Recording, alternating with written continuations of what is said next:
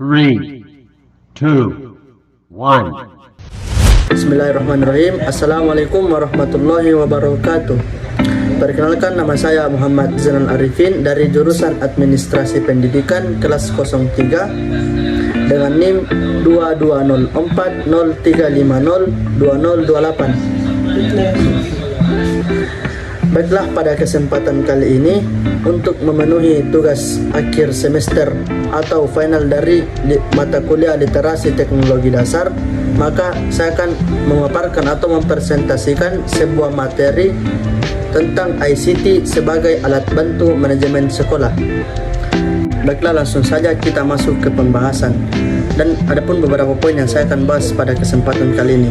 Yang pertama, tentang pengertian teknologi informasi dan komunikasi. Teknologi informasi adalah penggunaan teknologi seperti komputer, elektronik, dan telekomunikasi untuk memperoleh dan mendistribusikan informasi dalam bentuk digital. Sedangkan komunikasi adalah pengiriman dan penerimaan pesan atau berita antara dua orang atau lebih, sehingga pesan yang dimaksud dapat dipahami. Teknologi informasi dan komunikasi mencakup dua aspek, yaitu teknologi informasi dan teknologi komunikasi. Teknologi informasi mencakup segala hal yang berkaitan dengan proses, penggunaan sebagai alat bantu, manipulasi, dan pengelolaan informasi. Sedangkan teknologi komunikasi mencakup segala hal yang berkaitan dengan penggunaan alat bantu untuk memproses dan mentransfer data dari perangkat ke perangkat lainnya. Nah, lanjut ke slide berikutnya, yakni definisi teknologi komunikasi dan informasi menurut para ahli atau biasa disebut ICT menurut para ahli. Yang pertama, Heimstreit dan Batty. Komunikasi adalah suatu proses pertukaran informasi antara individu melalui suatu sistem yang biasa atau lazim, baik dengan simbol-simbol, sinyal-sinyal maupun perilaku atau tindakan. Nah, yang kedua, menurut Gottfried Knapp, komunikasi merupakan interaksi antar pribadi yang menggunakan sistem simbol logistik linguistik seperti sistem simbol kata verbal atau kata-kata dan non-verbal. Sistem ini dapat disosialisasikan secara langsung atau tatap muka melalui media lain, tulisan, oral, dan visual. Dan yang ketiga, menurut Martin tahun 1999, teknologi informasi tidak hanya terbatas pada teknologi komputer, software, dan hardware yang digunakan untuk memproses atau menyimpan informasi, melainkan juga mencakup teknologi komunikasi untuk mengirimkan informasi. Nah, yang keempat, menurut William dan Sawyer 2003, teknologi informasi adalah teknologi yang menggabungkan komputasi atau komputer dengan jalur komunikasi berkecepatan tinggi yang membawa data, suara, dan video. Nah, baiklah, lanjut ke poin kedua, yakni ICT sebagai alat bantu manajemen sekolah. SIM atau Sistem Informasi Manajemen merupakan sistem yang secara terpadu mengaitkan manusia dengan mesin atau peralatan untuk menyajikan informasi guna mendukung pimpinan organisasi dalam pengambilan keputusan. Nah, yang pertama ada itu unsur-unsur SIM, Sistem Informasi Manajemen. SIM itu atau Sistem Informasi Manajemen antara lain sebagai berikut. Yang pertama, data dan informasi. Yang kedua, pendekatan sistem. Yang ketiga, proses pengelolaan data. Dan yang keempat, peralatan komputer dan internet. Nah, lanjut. Yang kedua, ciri-ciri utama SIM atau itu SIM, Sistem Informasi Manajemen, antara lain sebagai berikut.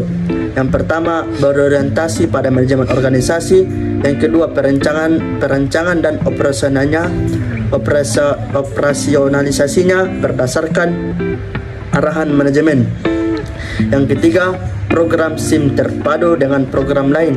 Yang keempat, menggunakan jaringan atau data yang standar. Yang kelima, SIM mencakup perencanaan seluruh dari organisasi. Yang keenam, SIM menggunakan kerangka konsep subsistem untuk persoalan manajemen. Dan yang terakhir, menggunakan database terpusat dan terpadu. Nah, lanjut ke pembahasan berikutnya, yakni tentang ICT sebagai alat bantu dan fasilitas pendidikan. Pertama, penyampaian pengetahuan seharusnya mempertimbangkan konteks dunia nyata. Nah, yang kedua, memberikan ilustrasi berbagai fenomena ilmu pengetahuan untuk mempercepat penyerapan bahan ajar. Dan yang ketiga, peserta didik diharapkan melakukan eksplorasi terhadap pengetahuannya secara lebih bebas dan mandiri. Secara lebih bebas dan mandiri. Nah, yang terakhir, akuisisi pengetahuan berasal dari interaksi antar peserta didik dan pendidik. Nah, lanjut ke poin berikutnya, yakni ICT sebagai sistem pendukung keputusan. Dalam mengambil keputusan, setiap individu memiliki alasan tersendiri. Oleh sebab itu, diperlakukan informasi data yang akurat berdasarkan fakta yang ada dalam mengambil sebuah keputusan. Lanjut ke poin berikutnya, ICT sebagai aspek proses pendidikan. ICT sebagai sumber bahan belajar. Hal ini mengenai buku dan bahan belajar yang diperbaharui secara kontinu dengan menggunakan teknologi. Karena tanpa teknologi, pembelajaran yang up to date membutuhkan waktu yang cukup lama. Yang kedua, ICT sebagai alat bantu dan fasilitas pembelajaran. Seperti yang kita ketahui, fasilitas TIK atau ICT sangat membantu proses pembelajaran. Contohnya dalam menyampaikan informasi dengan menggunakan fasilitas multimedia. Informasi akan cepat sampai ke peserta didik dengan lebih akurat karena dengan adanya berbagai fasilitas multimedia tersebut. Peserta didik lebih termotivasi untuk belajar dan mengeksplorasi pengetahuan secara lebih luas. Nah, yang terakhir, ICT sebagai pendukung manajemen pembelajaran. Nah, TIK sangat mendukung dalam hal mengelola pembelajaran karena pada dasarnya tiap individu memerlukan dukungan pembelajaran yang tanpa henti. Ya, lanjut ke poin berikutnya, yakni tentang manfaat ICT dalam pendidikan. Yang pertama, ICT sebagai gudang ilmu pengetahuan. Di kelompok ini, ICT dimanfaatkan sebagai referensi ilmu pengetahuan terkini, manajemen pengetahuan, jaringan pakar beragam bidang ilmu, jaringan antar institusi pendidikan, institusi pendidikan pusat. Nah, poin yang kedua, ICT sebagai alat bantu pembelajaran. Dalam kelompok ini, sekurang-kurangnya ada 3 fungsi ICT yang dapat dimanfaatkan sehari-hari dalam proses belajar mengajar. Nah, yang ketiga, sebagai fasilitas pembelajaran. Di dalam kelompok ini, ICT dapat dimanfaatkan sebagai perpustakaan elektronik, kelas virtual, aplikasi multimedia, kelas teater multimedia, kelas jarak jauh, papan elektronik sekolah, alat ajar multimedia, pojok internet dan komunikasi, kolaborasi internet sekolah dan lain-lainnya, dan masih banyak lagi tentang fungsi ICT untuk manajemen persekolahan. Nah, yang terakhir ada poin yang terakhir, yakni dampak ICT dalam pendidikan. Dampak ICT dalam pendidikan.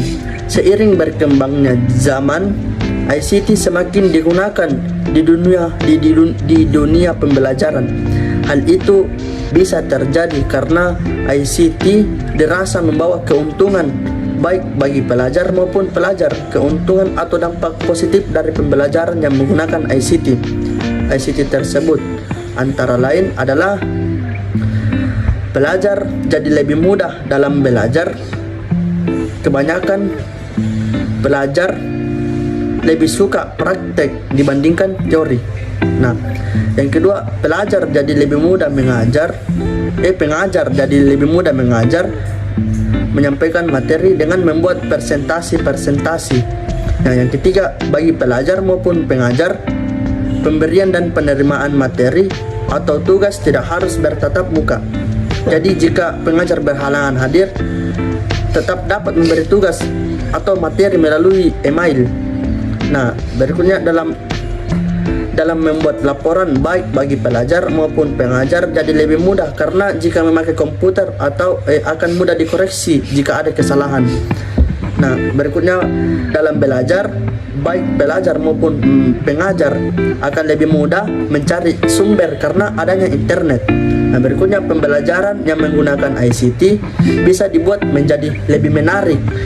Misalnya dengan memunculkan gambar atau suara sehingga pelajar menjadi lebih antusias untuk belajar.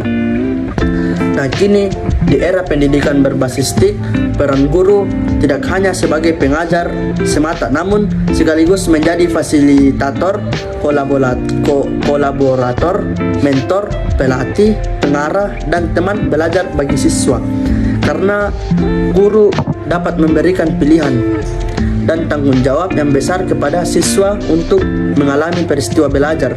Dengan peran guru sebagaimana dimaksud, maka peran siswa pun mengalami perubahan dan partisipan pasif menjadi partisipan aktif yang banyak menghasilkan dan berbagai sharing pengetahuan atau keterampilan serta berpartisipasi sebanyak mungkin sebagaimana layaknya seorang ahli. Di sisi lain, siswa juga dapat belajar secara individu sebagaimana halnya juga kolaboratif dengan siswa lain. Nah, berakhirnya pula poin-poin yang saya sampaikan, maka saya akan juga menyampaikan beberapa kesimpulan dari materi tadi yang saya paparkan.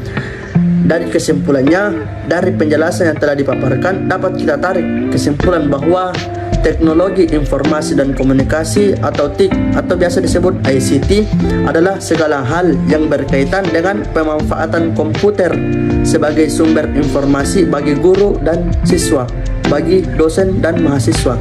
ICT juga memiliki peran yang strategis dalam segala bidang, terutama dalam bidang pendidikan, yaitu sebagai gudang ilmu pengetahuan, alat bantu pembelajaran, fasilitas pendidikan, dan standar kompetensi, khususnya yang berkaitan dengan manajemen sekolah. Kekurangan dan hambatan yang ada dalam proses pembelajaran dapat diatasi dan memanfaatkan perkembangan ICT. Nah, itulah tadi pemaparan materi dari saya. Kurang dan lebihnya mohon dimaafkan. Saya akhiri. Wassalamualaikum warahmatullahi wabarakatuh.